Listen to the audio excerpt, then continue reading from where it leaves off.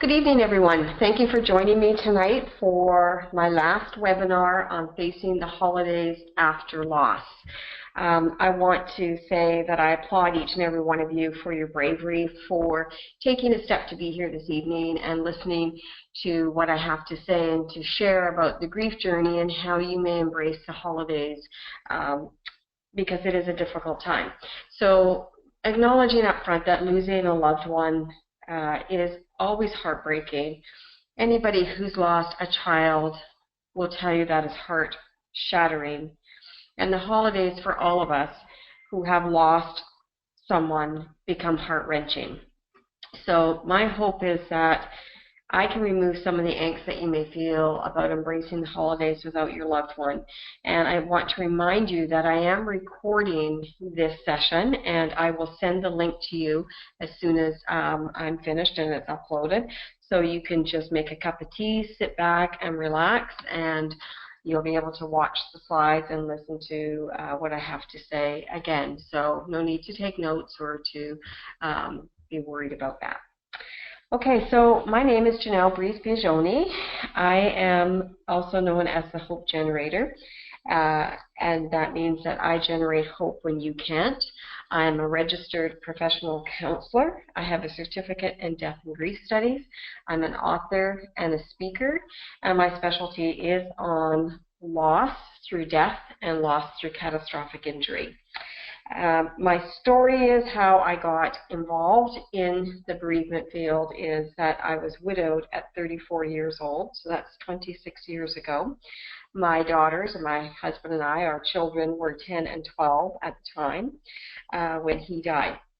He was a police officer with the RCMP and was hit on the police motorcycle and suffered a brain injury and died 5.5 months after that accident. He definitely was not the same person. There were significant personality changes and plenty of physical injuries too that had healed, but the most significant was the brain injury. That was not my first call to loss. I had actually lost my brother Brian, who was 39 years old. He died the year before my husband did in 1989.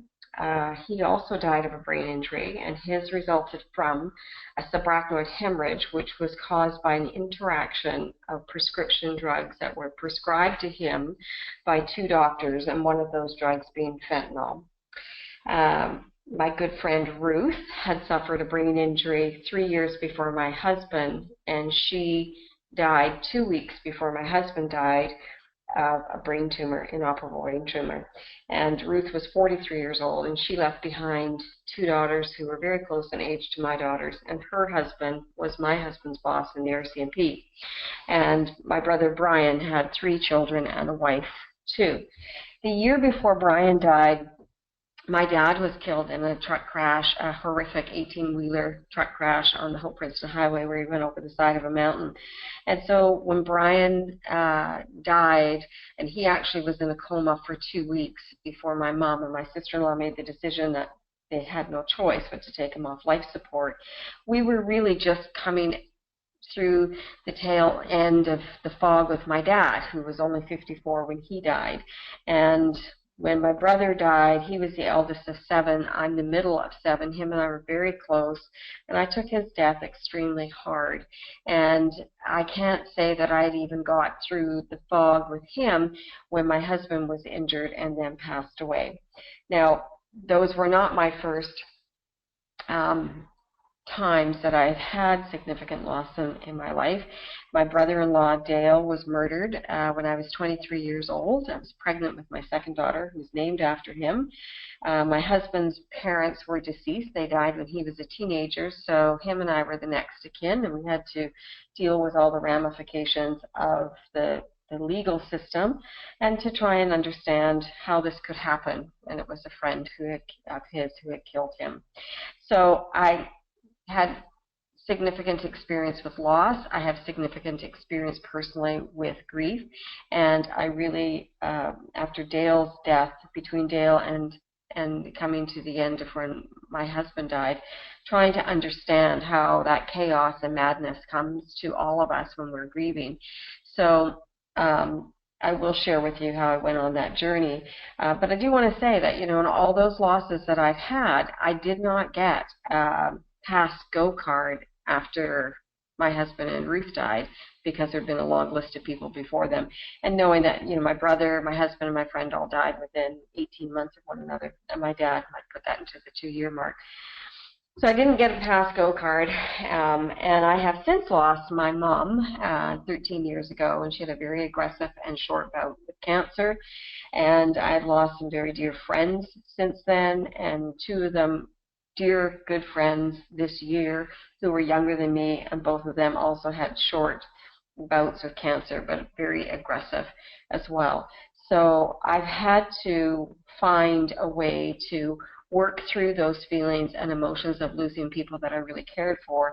And I'm very compassionate for other people on this journey, and really feel that it's my calling to help people find their way through the journey of grief and loss.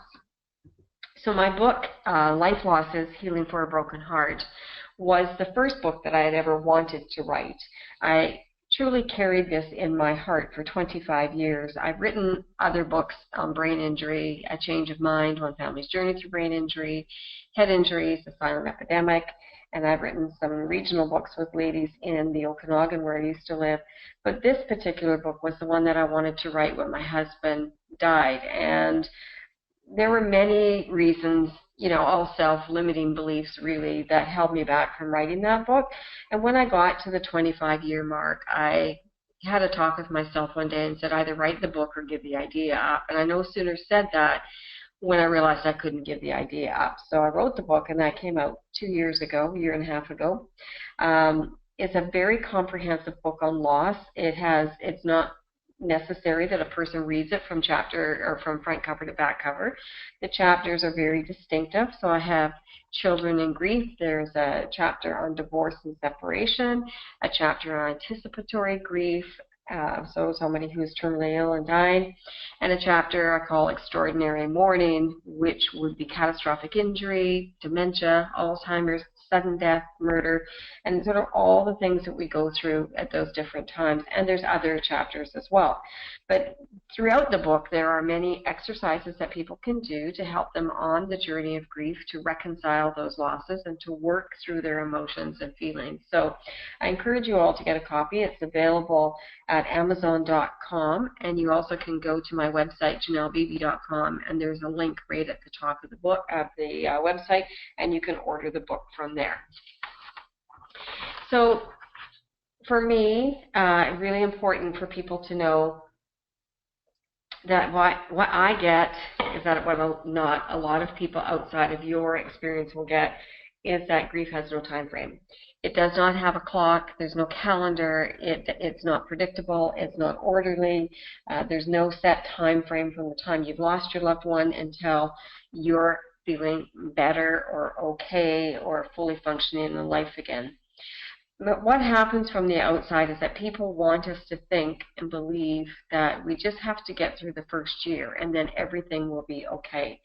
So we're told, and I call this the myth of year one, is that just get through the first birthday, first Christmas, the first Father's Day, first Mother's Day, first anniversary. Get through all of those first and you will be just fine.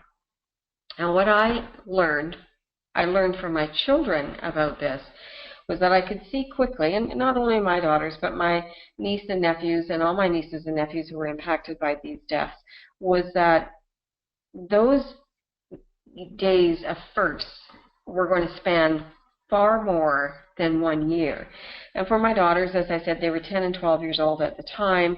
They were in elementary school when their dad died. And so for them, it was going from elementary school to high school to their first dance, their first date, their first boyfriend, graduation, getting engaged, getting married, purchasing their first home, having babies.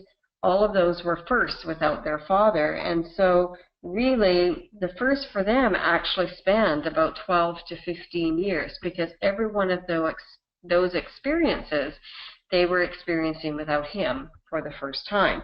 And so I came to appreciate that really there is no year one, it really follows us for the rest of our life, because as every day unfolds for us, it's really a first day without our loved one. So my first encouragement to all of you is to not feel that you have to be into a time frame of, it's been 6 months, I should be fine, it's been a year, I should be fine, it's been 5 years, I shouldn't even be thinking about this. That isn't the way this works, and you'll understand why as we get through the presentation. So what is the grief journey like for people? Because it isn't this linear package. It isn't, you know, an easy prescription to write. It isn't an easy path to go through. One of the pioneers in the bereavement field was Dr. Elizabeth Kubler-Ross, and she developed the 5 stages of grief as her model. People often refer to it as the DABDA model because it stands for denial, anger, bargaining, depression, and acceptance. And that came out when she wrote her book in the mid-70s on death and dying, which is a book that she wrote about the terminally ill, and to get the conversation going of how to talk with people who were dying and also, you know, their family. And at the time that Kubler-Ross wrote that book, it was like taking water to the parched, because we didn't have the tools to talk to people, and particularly people who were dying. The conversations had not been opened. And so clergy, social workers, doctors, nurses, counselors, they were craving for a way to, you know, get this conversation going. And so her book really pioneered the bereavement field, and I am absolutely a big fan of her work. And I came upon it in '79 when my brother-in-law was murdered, and as I said, I was pregnant, and I went through a lot of emotions and didn't understand why I didn't really fit into what Elizabeth Kubler-Ross's model was, that I doubted if I had gone through stage 1 to 2 to 3 to 4 to 5, or had I done it adequately, and had I missed a step, because I didn't feel like I was getting better. And I didn't know if that was because I'd had a baby. We also moved from, you know, significantly, not just from house to house, but from city to city. My husband had been transferred. So a lot of things had happened to us in that first year of his death. And I couldn't make sense of what I was going through or what my husband was going through. So I eventually stumbled upon Dr. Alan Wolfelt from the Center for Loss and Life Transition and heard him speak. And his list of potential responses was much more vast than Dr. Kubler-Ross's. And it was like a huge aha to me, because I thought I could check off every one that he said, that I had felt confusion. There had been chaos for me. You know, it was an immense sadness. I was exhausted. I had lots of guilt and regrets and all of those things. So I really resonated with his list. Now, Dr. Kubler-Ross, she's also passed, but before she died, she herself said she did not intend for that model to be used as a list of absolutes that you would go from stage 1 to 2, 3, 4 to 5. She also meant that to be a potential list of responses, meaning that people may feel some or all, and you may feel some of it longer or go back to those feelings and emotions.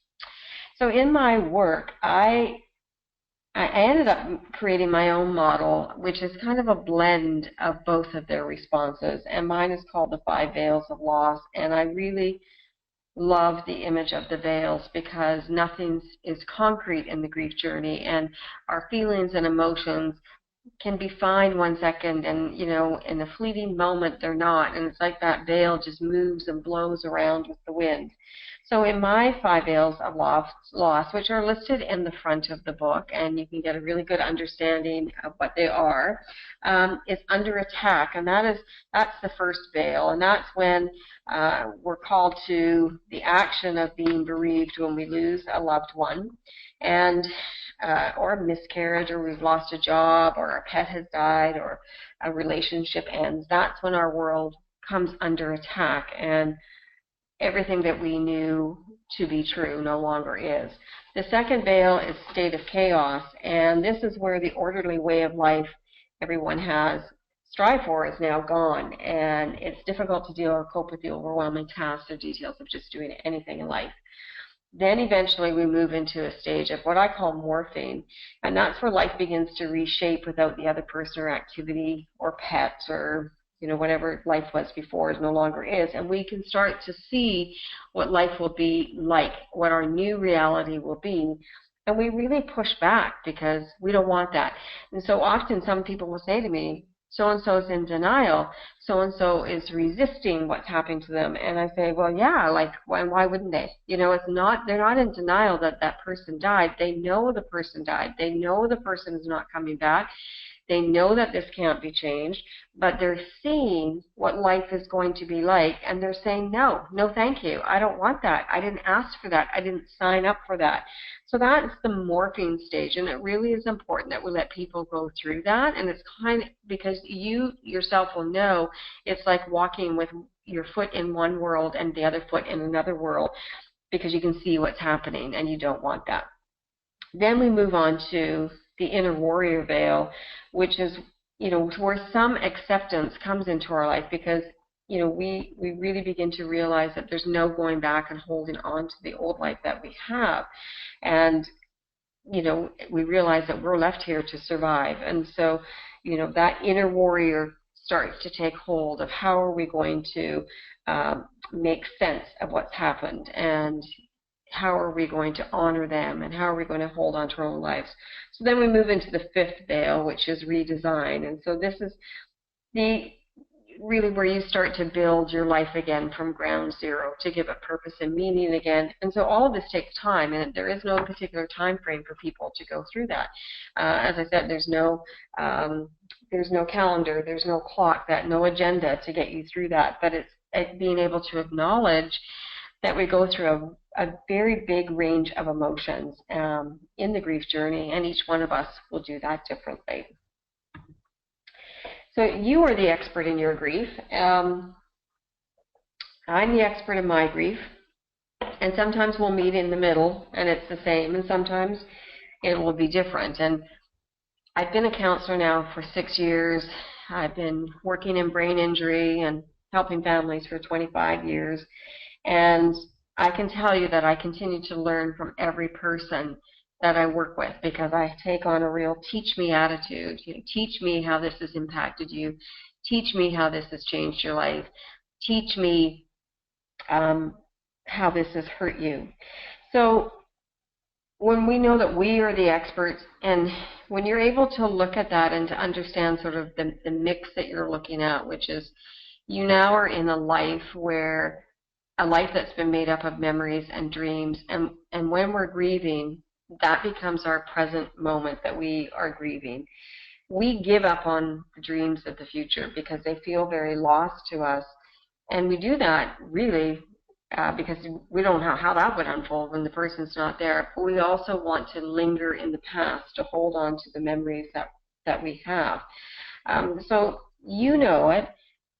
And you know how your grief is manifesting, and you will feel that other people don't get it, and they really don't. If this is not their experience, they don't get it. But I want to assure you that there are many people, millions of people who do get it, who have walked similar paths as you. And it's important for you to connect with them, because they can share an experience with you that normalizes what you're going through. So things like Christmas holidays and special events, those are all reasons for us to want to celebrate one another in life and to reminisce, but it's also an opportunity to make new memories. And that's not easy to allow ourselves to do that when you've lost a loved one. So by connecting with other people who are going through that experience as well, or have been through that experience, to learn about what they did, how they coped with it, and how they managed to move through those celebrations will really be a tremendous help to you. And that's certainly what I hope my book has done. So for those, for all of us who are on the journey of loss, there are 3 particular realities that we have to work through. And the first reality is that life is different for you now. It is nothing is the same anymore or feels safe. Everything that was that foundation of our life will have taken a shift because of our loved one dying. We may feel that you don't have a sense of purpose or direction. Something's just missing in your life. You may be experiencing a feeling of what's the point? That may linger for a long time. You may feel really numb to any sense of joy, fun, happiness. And, you know, it almost feels sinful for us when we're grieving to engage in joy. So we want to avoid that. The trap that we can get ourselves into is that we carry that grief with us longer than we need to. And part of that is to understand that because you carry the grief doesn't mean that you'll remember your loved one any more than if you release your grief. Because I promise you, you can never forget your loved one. Not now, not tomorrow, not ever. So try this little experiment, which is taking 2 coins, one in each hand, and clench them tightly. Turn one hand so your palm is facing down, and one hand so your palm is facing up. And first of all, squeeze them tightly, and then let go. Open your hand that's facing palm down, and you'll see how that coin releases immediately. And you're still you, and you're still where you are, but you're not holding tightly onto that. Now the other hand that's facing palm up, just kind of let that go and open your hand, and you see that the coin sits there. And wherever you go, you can walk around your house, and that coin is going with you. So that is what grief does with us, and it's there, and you can go from room to room, house to house, building to building, and it will be there as you carry it forward. And this can become a very big burden to carry and stop you in life. So never think that by reconciling and releasing your grief that you will be forgetting your loved one, because that is impossible. So the key thing for me, for people, is to know that grieving, grief work isn't about assessing, diagnosing, or treating your grief. So telling you what it is and how to fix it. It is about acknowledgement, facilitating, and releasing. So acknowledge, facilitate, and release your grief. And I promise you, you won't forget the person, and you won't forget all the things that you loved about them, but you yourself will be able to move through life with much more peace and much more grace. So that's the first reality. Life is different for you now. The second reality is life is going to continue to unfold. There are things that we can control in life and things that we cannot control. And we can't control that our loved one died, but nor can we control life continuing to unfold.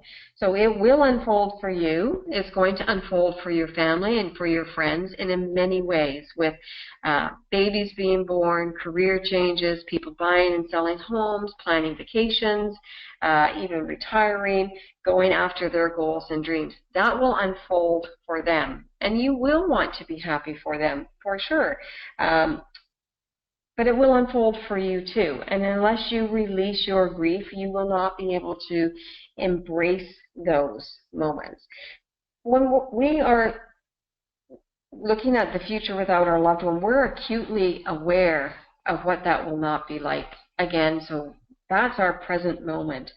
And you're inevitably going to think about that what's life going to be like without that person. And in a way, it can help to prepare you. If you think about them not being there at that celebration, you can use that to help you prepare, and I'll talk later about strategies, things that you can do to make a difference for yourself and to remember that person. But the difficulty is that if you continue to stay there, always thinking about them not being there and not allowing life to unfold for you, is that you really can be trapped in a very big black hole, and you don't want to have that happen. So second reality is that life will continue to unfold for everyone. The third reality, and it's often the most challenging, is that our dreams now, after our loved one dies, feel non-existent. And we just give up on those dreams of the future because we're holding on to our memories of the past. We don't want to let go. And you don't have to let go. You don't ever have to stop thinking, remembering, and honoring your loved one. So don't give up on your memories to hold on to the past. You can have both. You can have your memories, holding on to the past, and you can create dreams and goals for the future. So this often is where the resistance and morphing comes in, the stage where we can see how life is going to unfold.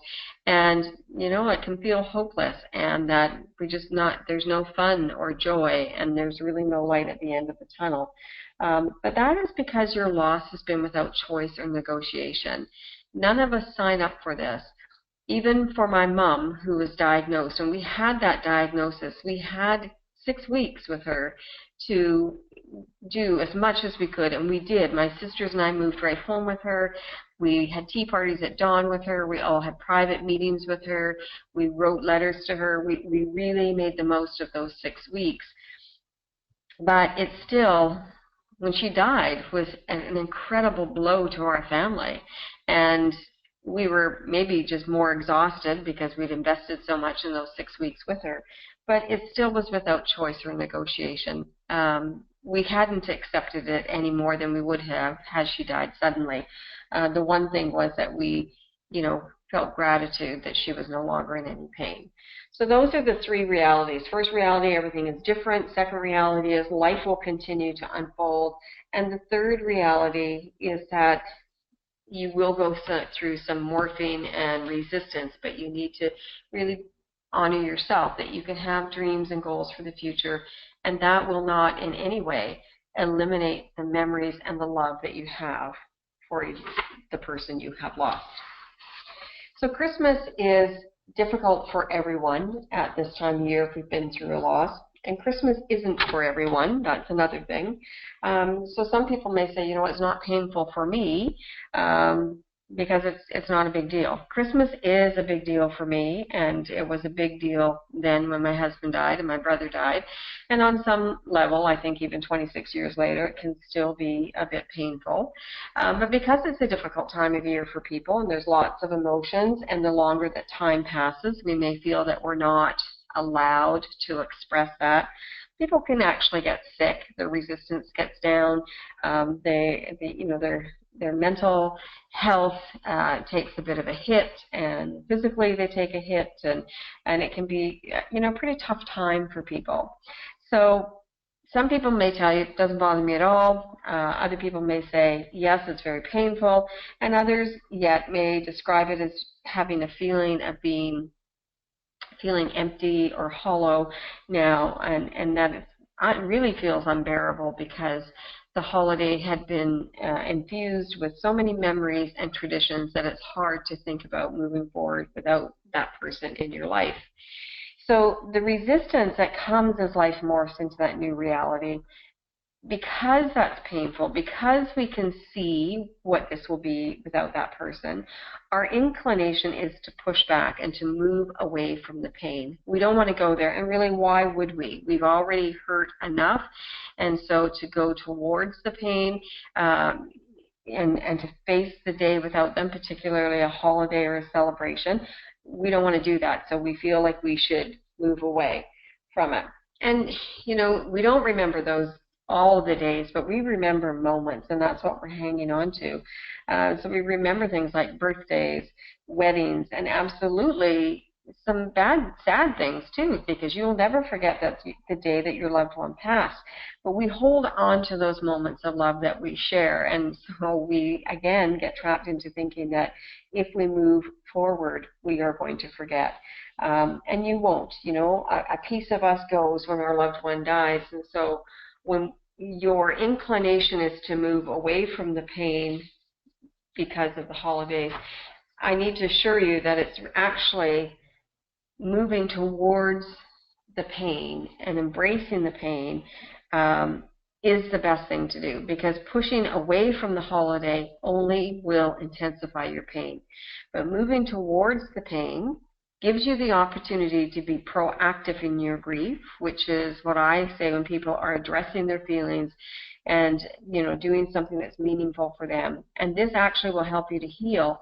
But again, it will not eliminate your loss, but it will help you to heal and allow you to embrace the festivities with family and friends in a different way, for sure.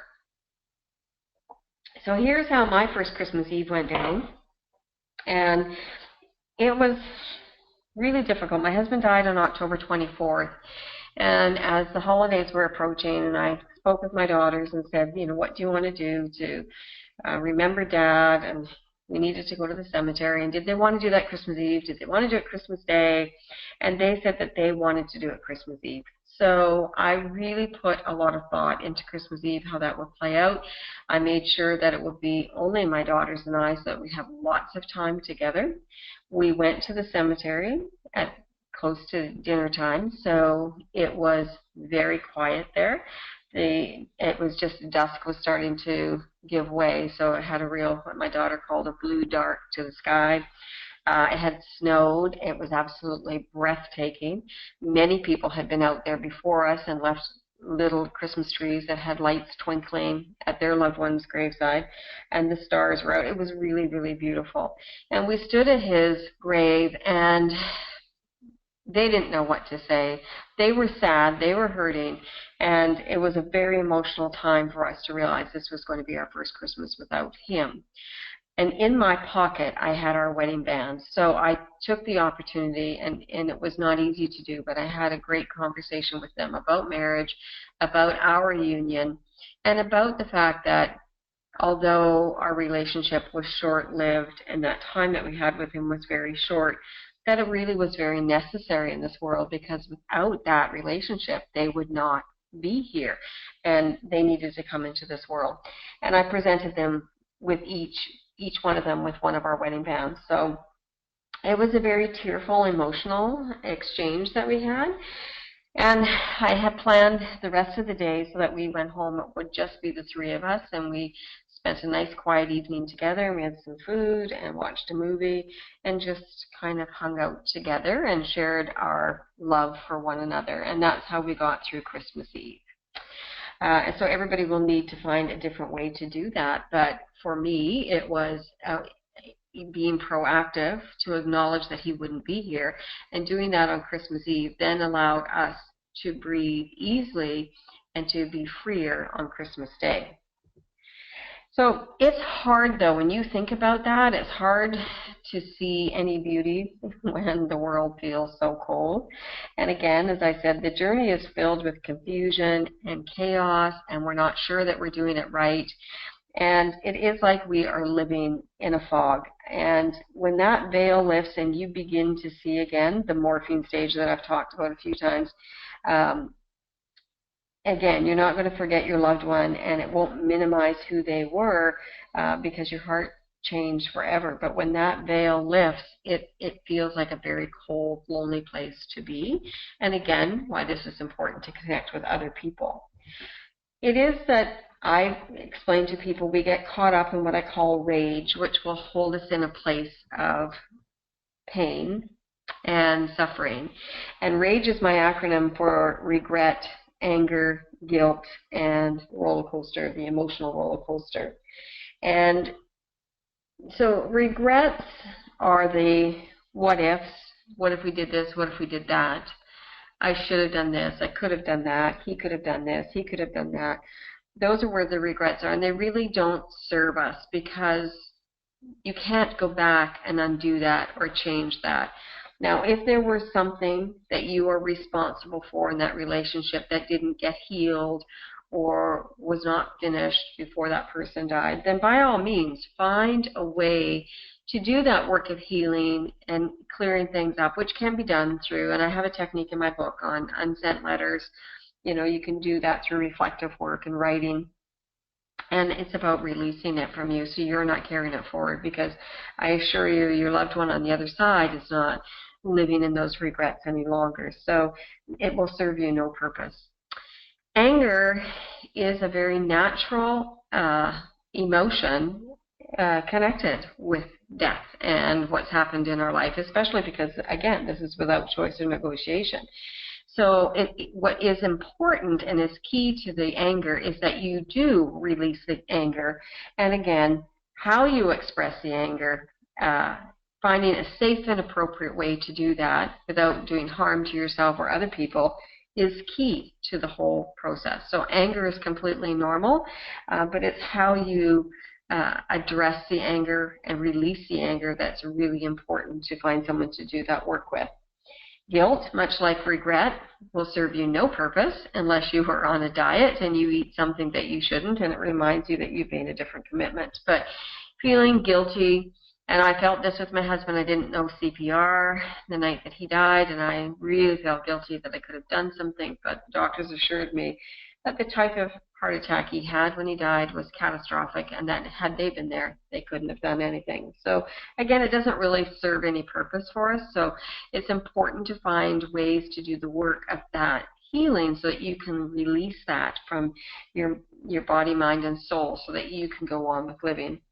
And the emotional roller coaster is just acknowledging that this is really the roller coaster ride from hell, that there are twists and turns and up and down, and one minute you're going straight, the next minute you got a curveball coming at you. It's just not predictable and orderly. So finding ways to pace yourself through this is very important, and that pacing will come through sleeping, rest breaks, small meals, talking with people, having people listen to you, sharing your story, working through all of that is what's going to help manage that roller coaster ride. So again, rage, if we don't work through that, holds us in a place of pain and suffering. So life is full of good surprises and bad surprises. And those are heartwarming and they're heartbreaking. But if we stay in that place of sorrow, we live in heartbreak. We actually put the chains around us, and no one deserves that.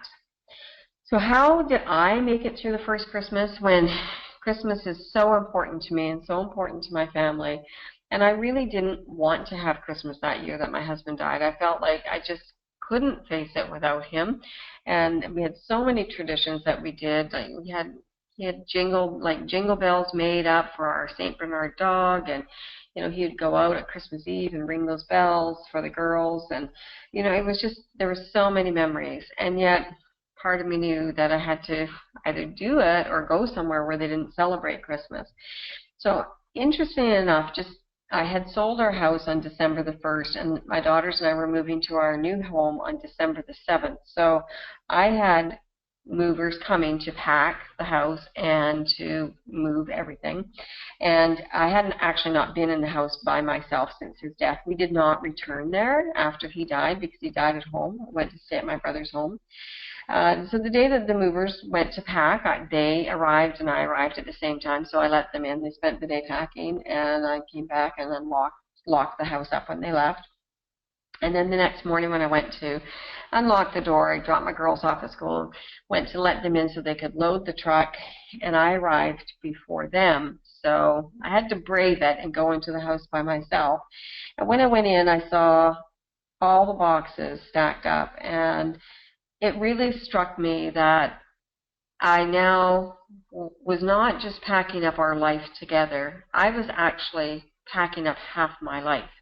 I was 17 when I met him, and I was now 34 years old. So I'd spent half my life with him, and I was really packing up all of those memories, and some of those boxes weren't going to be unpacked for a long time. So it was very painful when I saw that and realized what was going on. So I let myself kind of creep through the kitchen into the living room, between the boxes, and I sat on the chair, and I was reflecting on our life together and that about Christmas, and I was thinking, I just don't think I want to do this without him. And suddenly I realized that the radio was on, and I never listened to the radio. So it was unusual that it was striking. I hadn't realized it was even on when I went in the house, but obviously the movers had turned it on and left it playing, and it was playing quite low. And a song was playing, and I don't know who was singing it, don't know the title of the song, have never heard it since, and I only became aware of one line, and the line was, "Daddy's gone, but Christmas must go on because the little ones need the memories." And it was like a huge message to me from him that I needed to find a way to embrace it for them because they were just children, and the excitement of the holidays were starting to bubble up for them just as it would had he been here. So I knew then that I had to find a way to do that. So this goes back to, planning out then Christmas Eve. That's how that came about, that I wanted to find a day that we would acknowledge him and to address our feelings so that we could go on to enjoy the day. So that's what we did. My greatest lesson in that healing, and this is strange for a writer to say it, but the endings are not ours to write. So we don't get to choose who will die, how how old they will be when they die, or even where we are at in the journey of life with them when they die. There's only one thing that you and I get to choose after our loved one is gone, and that is, and it's a daunting choice in itself, but the choice is, how will I survive? How will I bring meaning back to my life? So going back to hearing that song and what I was going to do about Christmas, I realized that the first thing I needed to do was to forgive myself for being the one left here to live, to forgive myself for being the one who would see our children grow up and go through all these amazing experiences that they were entitled to have, and he would not be here to do that. I had to forgive me, and it took me a long time to really allow myself to embrace that without feeling sad and filled with sorrow because he wasn't here. So forgiveness of self or others, if you have to do that, because honestly, forgiveness isn't about letting anybody off the hook if they've hurt you or done something to you. It's about releasing any pain so that you're not carrying that forward like anger. I had to examine what my expectations were about Christmas that year, and because it was different and how it was going to be different. And so I had to reconfigure what my expectations were, and to know it wasn't going to be perfect by any means. Not that any of our Christmases had, but I decided that I would strive to make connections that Christmas with people that I cared about and not worry about it being perfect, that I would just get through the holidays. So I did, say to my family, we had lots of invitations to go and be with people, and I declined them all and decided actually from that day that with the movers was that I would hold Christmas in the new house that my daughters and I had, and everybody could come to us. And, I explained it to my family, I need to do this. I need to be busy. I need to do all the things that I did in a different way, but I can't sit here and have you wait on me hand and foot because I will just be overwhelmed with why you're doing that. So we went and we had Christmas in our new home, and our families were there. And leading up to it, I took time to create memory albums for both my girls. And part of that was because when I unpacked the box that had our wedding album in it, our wedding album actually fell apart. And I decided I would give those pictures to the girls. And from there, I built these incredible books that were about 4 inches thick with photos that I ironically had taken pictures or had prints of doubles, divided those up, divided our wedding album up, those photos, and put them all in books for them. So, and they ended up being like a photo scrapbook because I found through Dad's report cards from when he went to school, I found Father's Day cards, birthday cards they had given him, and divided them up and tucked them into page protectors in these albums. And so those were one of their gifts for Christmas that year.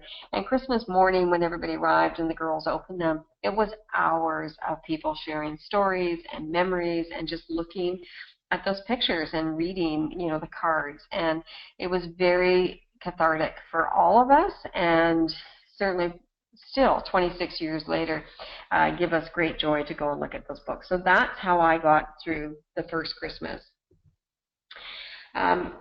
And what I learned, and I want to teach all of you, is that there are ways to engage during the holidays.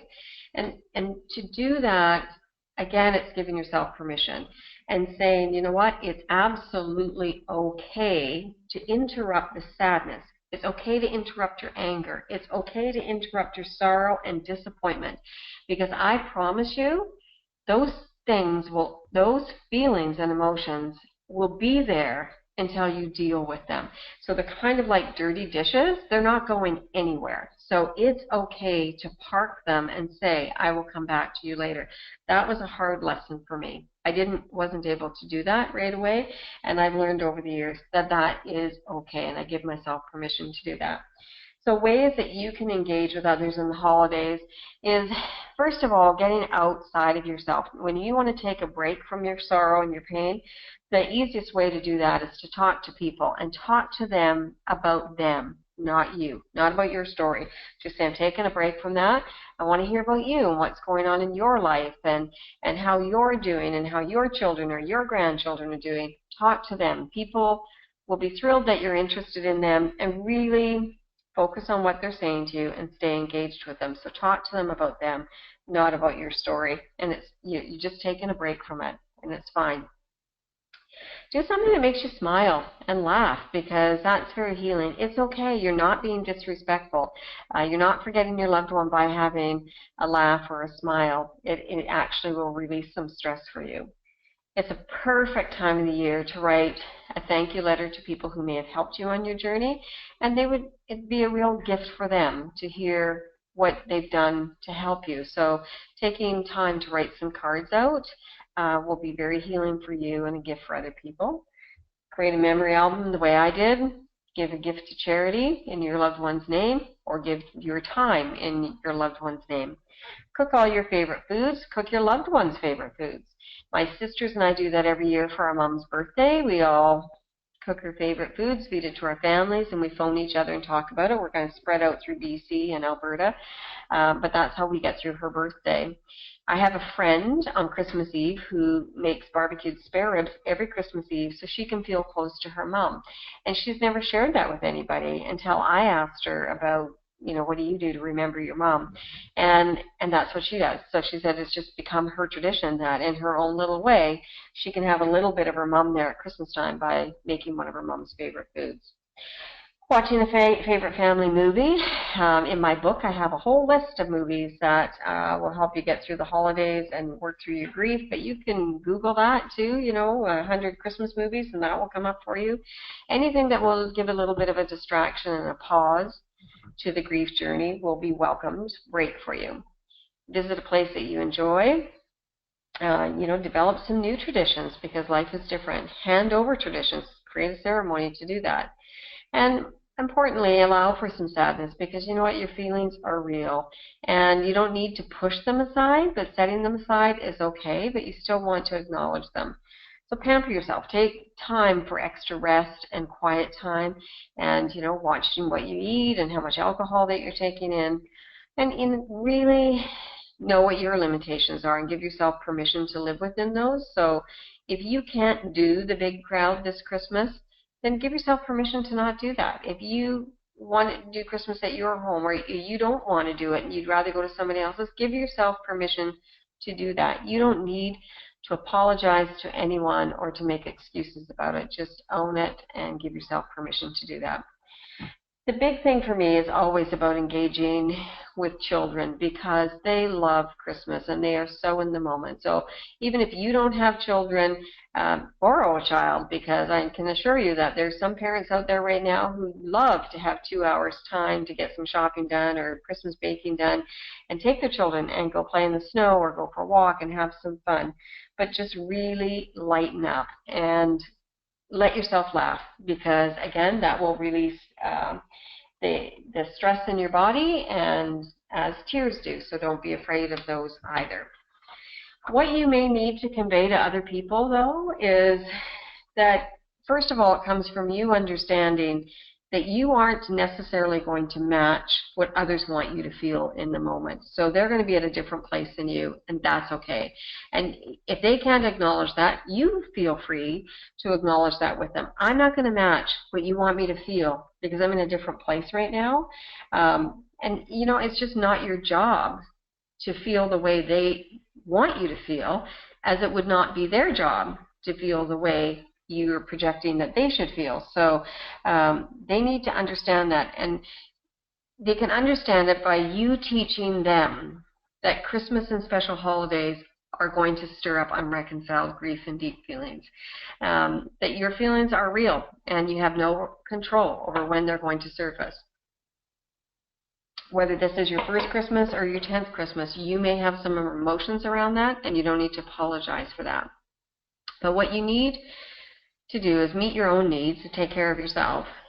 But what you need others to do is ask them to be willing to be present to your tears and to listen, and to not judge or persuade you or prescribe what you should do. You need their willingness to let you just be who you are today, because how you feel today and tomorrow will not be how you feel 6 months from now. It is ever-changing. The grief journey is very fluid. They just need to be patient, and they need to be willing to let you be who you are today. They need to be willing to not pass judgment and to let you do holidays in your way, and know that it may change again next year, it may change in 5 years from now, but if you need to do it different, do it different. If you need to take a break and attend less functions and only commit to small social engagements, then do that. Don't apologize to people. It's just the way it is today. It's just the way it is this year, and I need your understanding and patience about that. A key thing, and this is how I get through every special event in my life now, is that I really came to know, when I realized that my children needed to have Christmas that year, I've carried that forward knowing that somebody here still needs me. Now, that doesn't mean to say that my needs are any less or that I should not allow myself to feel, but the way that I can be proactive about my grief is to know that people here still need me. So my daughters were just children, and they came here to get the best parents that they could get, me being their mother and him being their father, and he was gone. Now, the fact that he was gone didn't mean that it should be any less for them, that they deserved to have the best mother that they could have. And so it was important for me to do my work of healing so that I could be the best of me for them. And so now I have 3 grandchildren who are his biological grandchildren, and they, of course, were not born when he was here and died. They were not part of that pain, and they came here to have the best grandmother that they could have. And if I don't continue to do my work of healing, I cheat them out of having the best of me. So that's how I get through every event. I focus on life and who are the people here who need me to be present to them. And I really believe that life is filled and lived one day at a time, one moment at a time, and this present moment is all that you and I have. There's no guarantees for the future. So bring yourself into the moment to live whenever you feel overwhelmed. And you can do that by taking some deep breaths. You can close your eyes and focus on what you see, what you hear, what you smell, what can you touch, what do you feel. That'll ground you and bring you back into to the moment. But be the best that you can be, and really know that if you don't release your grief, you can't be the best who you came here to be. And there are people who need the best of you. And the other thing is that for me to learn that all the people who died in my life lived until the moment they died. They may not have lived as long as they wanted to, and they may not have done everything that they wanted to, but they lived until they died, and I have the right to do that too, as you do. So how can I help you going forward? Well, there's a few things that I can offer. One is, by all means, go to my website, janellebeebe.com. Sign up for my free ebook, which is the most important step to healing a broken heart, and that will put you on a mailing list, and then you'll get the periodic newsletter from me and information. But that's free for everybody, so feel free to take advantage of that.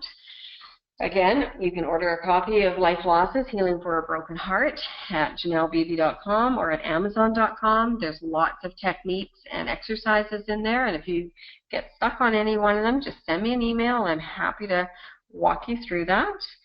Right now, I am starting a Brave Hearts program for the new year, and I'm offering a holiday special of $149 for that. And so this is 4 weeks of one-on-one sessions with me and you, or if you want to gift this to somebody else. It can be done in person, by phone, or by Skype, and it includes, so there's 4 weeks plus a fifth week, which will be the first week, is a bonus session. And because I like to spend an hour with the person to talk about and really explore where they're at in their journey and what it is that they'd like to accomplish over 4 weeks of working with me. So we can do that together in the first call. And finally, just feel free to connect with me at any time. My website, again, is janellebeebe.com. You can find me at thehopegenerator.com. And if you are interested in social media, I'm on Facebook under facebook.com/hopegenerator and Twitter at Janelle Beebe. So those are ways that you can reach me. Now, again, this has been recorded, so as soon as the recording is uploaded, I will send the link on to all of you so that you can review it at your own leisure. I do thank you all for being here tonight, and I wish you all the best over the holiday season. I hope that this has brought some peace and comfort to you, and that you're able to give yourself permission to go forward and just to let life lighten up a little bit in your journey. I wish you all the best in the coming year and look forward to you keeping in touch with me. So God bless, and everyone take care. Thank you for listening.